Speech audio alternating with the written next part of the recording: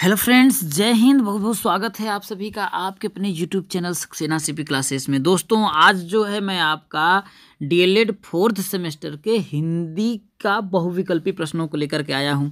तो दोस्तों, वीडियो को पूरा देखिएगा। यहां से आपका बहुत ही इंपॉर्टेंट क्वेश्चंस हैं। यहां से आपके बहुविकल्पी के अलावा अति लघु उत्तरीय प्रश्न भी फंस सकते हैं मेरे दोस्तों। तो वीडियो को पूरा देखना। वीडियो थोड़ा लंबा हो सकता है, लेकिन यहाँ से देख करके यदि आप जाएंगे तो आपका एक भी क्वेश्चन छूटने वाला नहीं है दोस्तों। तो चलिए ज़्यादा न देर करते हुए हम लोग शुरुआत करते हैं। तो जैसा कि दोस्तों आप लोगों का पहला जो आपका क्वेश्चन से कह रहा है कि बीजक नामक ग्रंथ के रचयिता। तो दोस्तों आप लोग जानते हैं कि बीजक के रचयिता जो आपके थे कबीरदास जी थे। ठीक है। अगला चीज़ है कि देखिए तुलसीदास जी का जन्म। ठीक है। तो तुलसीदास जी का जन्म सन ये 1554 में हुआ था। कब हुआ था मेरे दोस्तों? 1554 में हुआ था। ठीक है। अगला जो आपका क्वेश्चन है कि बिहारी जी सर्वश्रेष्ठ कवि थे। तो दोस्तों बिहारी जी जो आपके सर्वश्रेष्ठ कवि थे आपके रीतिकाल के थे। किसके थे आपके? बिहारी जी सर्वश्रेष्ठ कवि आपके रीतिकाल के थे। अगला क्वेश्चन है आपका, देखिए कि जयशंकर प्रसाद जी का स्वर्गवास हुआ था। तो जयशंकर प्रसाद जी का स्वर्गवास आपका 1937 ईस्वी में हुआ था। कब हुआ था मेरे दोस्तों? 1937 ईस्वी में हुआ था। अगला क्वेश्चन है परिमल काव्य के रचयिता। तो देखिए परिमल काव्य के रचयिता आपके देश सूर्यकांत त्रिपाठी निराला जी थे। अगला है आपका क्वेश्चन कि खूब लड़ी मर्दानी वह तो झांसी वाली रानी थी। इसके जो आपके जो रचयिता हैं वो आपके कौन थे? तो मेरे दोस्तों ये आपको लिखा था सुभद्रा कुमारी चौहान ने। हर बोलो मुखबेलों के संग मुख हमने सुनी कहानी थी, खूब लड़ी मर्दानी वह तो झांसी वाली रानी थी। अगला है आपका, देखिए कि पंचपात्र के जो आपके लेखक हैं वो कौन है? तो दोस्तों पंचपात्र के लेखक हैं श्री पद्मलाल पुन्नालाल। कौन से हैं आपके? बख्शी जी हैं। अगला क्वेश्चन है आपका, हिंदी जगजीवन का संपादन किया था। तो दोस्तों हिंदी जगजीवन का संपादन आप हरिभाऊ उपाध्याय जी। तो आपका ऑप्शन नंबर बी पे चला जाएगा, हरिभाऊ उपाध्याय जी ने किया था। अगला है आपका कि वनमाला व आनंदमयी के रचयिता हैं। तो देखिएगा वनमाला एवं आनंदमयी के रचयिता आपके डॉक्टर नगेंद्र जी थे। कौन थे मेरे दोस्तों? डॉक्टर नगेंद्र जी थे।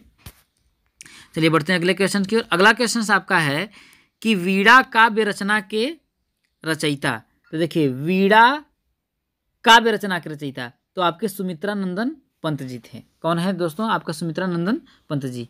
अगला है कि डॉक्टर राम नरेश त्रिपाठी का जन्म हुआ था। तो दोस्तों राम नरेश त्रिपाठी जी का जन्म सन 1889 ईस्वी में हुआ था। कब हुआ था? 1889 ईस्वी में। अगला क्वेश्चन आपका कि काशी में नागर प्रचारी सभा की स्थापना की थी। तो दोस्तों काशी में नागर प्रचारी सभा की जो आपका स्थापना हो वो किया था श्याम सुंदर दास ने। किसने किया था मेरे दोस्तों? श्याम सुंदर दास में। अगला है आपका, देखिए उपेंद्र। तो उ प्लस इंद्र तो आपका कौन सा संधि हो जाएगा? तो उपेंद्र में आपका गुण संधि हो जाएगा। कौन सा हो जाएगा? गुण संधि। और है देखिए यद्यपि, यदि धन अपि हो जाएगा यद्यपि। तो यद्यपि आपका कौन सा संधि हो जाएगा? देखिए यद्यपि आपका यण संधि हो जाएगा मेरे दोस्तों। कौन सा संधि हो जाएगा आपका? यद्यपि। पावकह पाव अय आव औ आव तो कौन सा आपका हो जाएगा? अयादि संधि हो जाएगा। ठीक है। पावकह में हो जाएगा अयादि संधि हो जाएगा। गंगा में संधि है दोस्तों, गंगा। तो इसमें आपका देखिए गंगा, तो गंगा में आपका संधि हो जाएगा। देखिए कि गंग अनुस्वार है ना, तो अनुस्वार संधि हो जाएगा। कौन सा संधि हो जाएगा मेरे दोस्तों? अनुस्वार संधि हो जाएगा। अब देखिए छात्रापि क्या है मेरे दोस्तों? छात्रापि। तो छात्राप में आपका कौन सा संधि होगा? छात्रापि। तो ये आपका हो जाएगा सुलोप संधि। कौन सा संधि हो जाएगा मेरे दोस्तों? सुलोप संधि। ठीक है। अगला देखिए भ्रातरौ में कौन सा समास है? देखिए भ्रातरौ। ठीक है। तो इसमें आपका हो जाएगा भ्रातरौ। तो ये हो जाएगा एक शेष द्वंद्व समास। क्या हो जाएगा मेरे दोस्तों?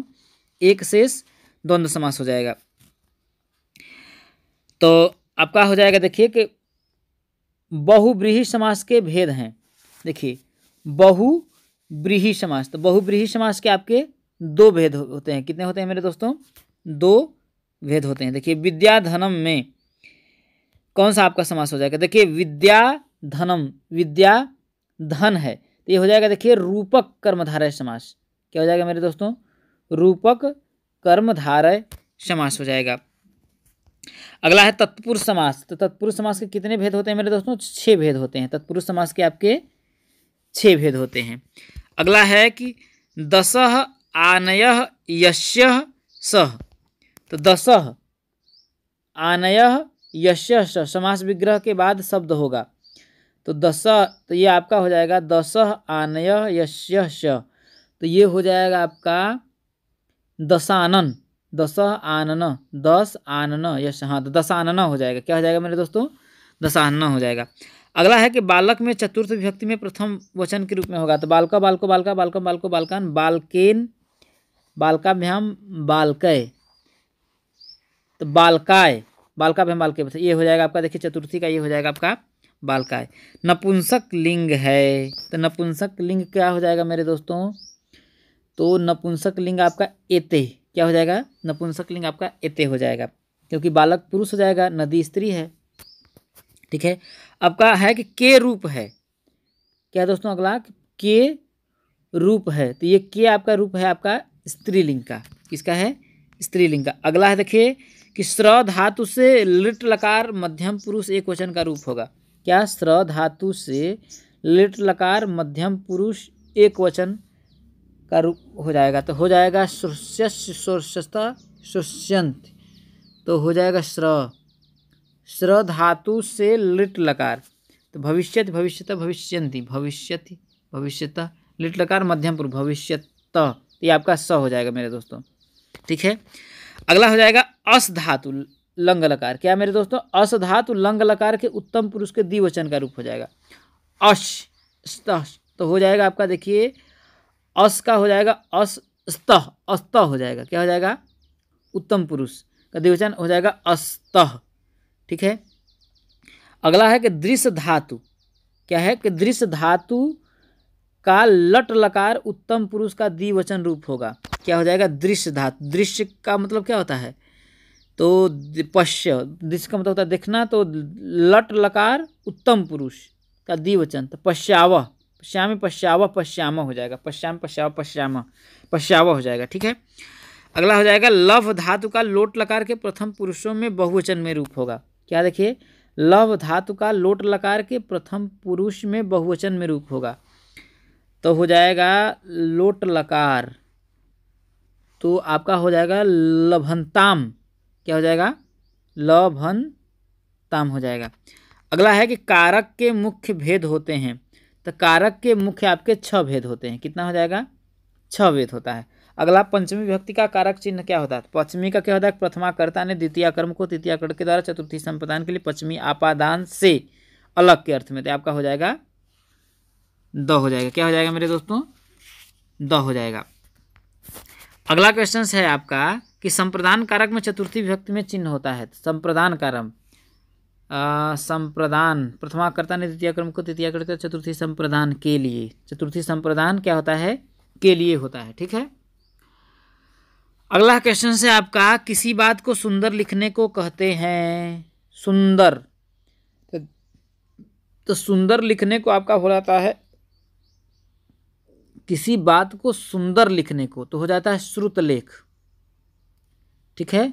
क्या होता है आपका? सुंदर लिखने को होता है आपका श्रुतलेख होता है। श्रुतलेख, श्रुतलेख सुनकर के लिखा जाता है। श्रुतलेख, सुलेख, हाँ श्रुतलेख। ठीक है। ऑप्शन क्या है आपका? देखिए हाँ स दिया है, सही है। ठीक है। अगला क्वेश्चन दोस्तों कि किसी वाक्य को देखकर ठीक वैसा ही वाक्य होगा। देखिए किसी वाक्य को देखकर ठीक वैसा ही वाक्य होगा।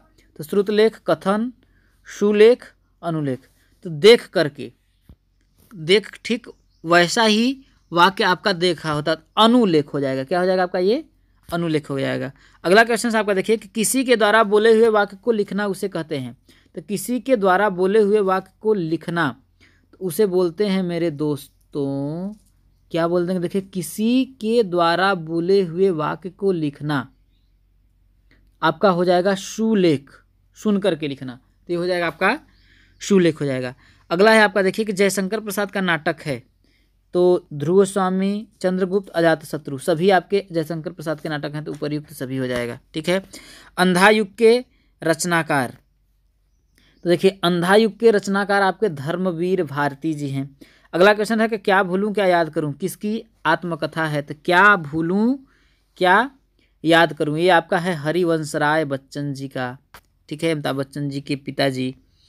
अगला क्वेश्चन आपका है कि शताब्दी एक्सप्रेस, ठीक है, कह रहा है कि शताब्दी एक्सप्रेस के समय पर पहुंचने का संभावना है, वाक्य किस प्रकार का है। तो देखिए शताब्दी एक्सप्रेस के समय पर पहुंचने का, तो ये क्या आदमी संदेह लगा रहा है ना, संदेहास्पद है कि विस्मयात्मक, संदेहास्पद हो जाएगा, ऑप्शन नंबर आपका सही हो जाएगा। इंपॉर्टेंट है, देखिए बीटीसी में पूछा भी गया है।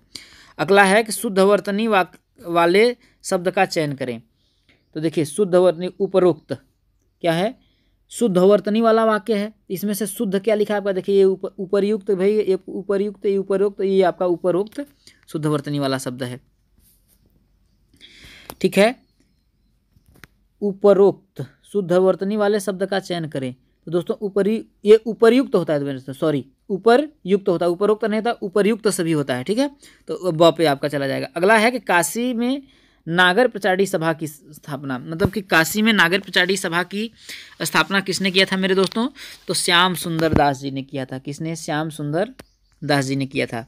अगला क्वेश्चन है कि हिंदी नवजीवन का संपादन किया था, तो हिंदी नवजीवन का संपादन आपके किए थे हरिभाऊ उपाध्याय। किसने, हरिभाऊ उपाध्याय जी ने किया था।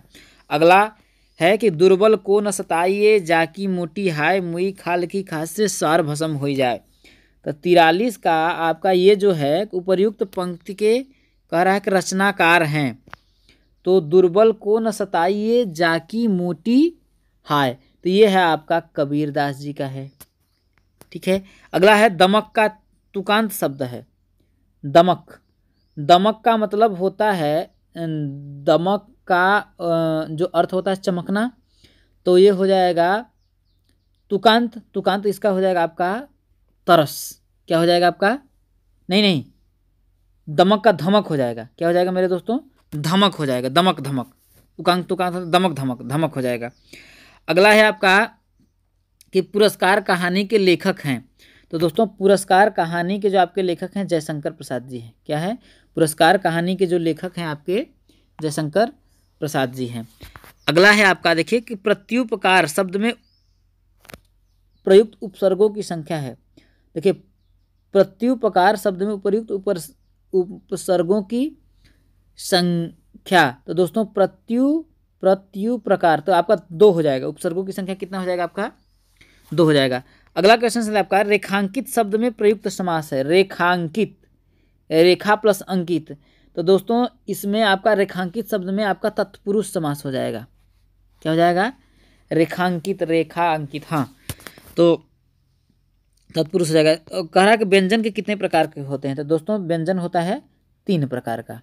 ठीक है, व्यंजन कितने प्रकार का होता है, 3 प्रकार का, स्पर्शी, अंतस्थ व्यंजन और उष्म व्यंजन।